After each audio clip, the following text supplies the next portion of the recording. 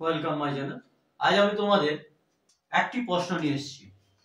6 litre 400 millilitre juice একটি পাত্রে আছে।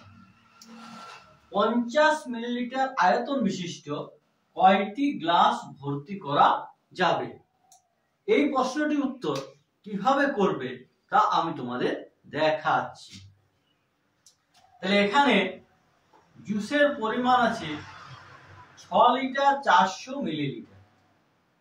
তাহলে জুস আছে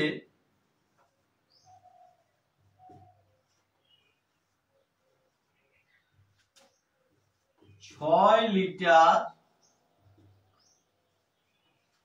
400 মিলিলিটার।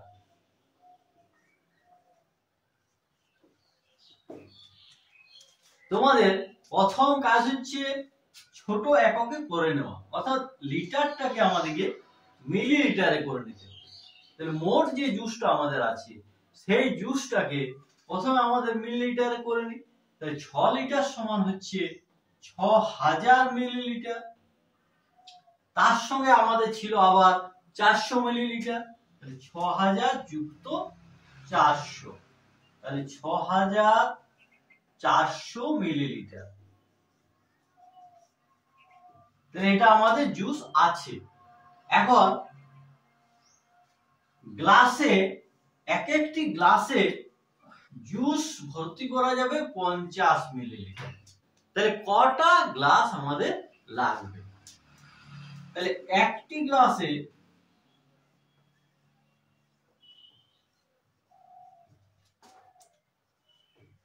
জুস ধরবে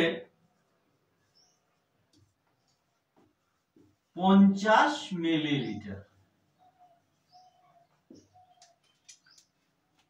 তাহলে আমাদের কয়টি গ্লাস লাগবে?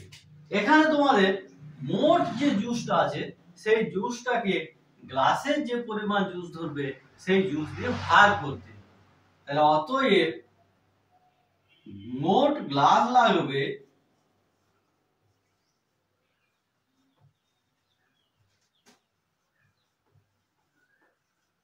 এই 6400 কে 50 দিয়ে ভাগ করবে এতটি।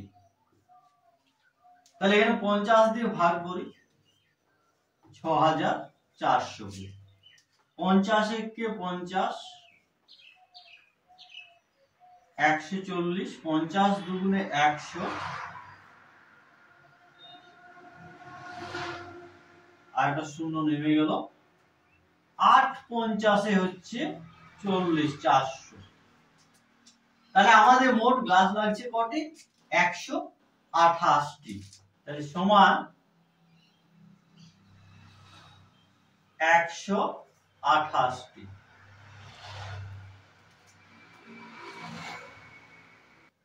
তাহলে এইভাবে তোমরা এই কয়টি গ্লাস লাগবে এই অঙ্কগুলি বের করতে পারবে। আজ এখান পর্যন্তই। পরবর্তী ভিডিওতে আবার ছোট একটি অঙ্ক নিয়ে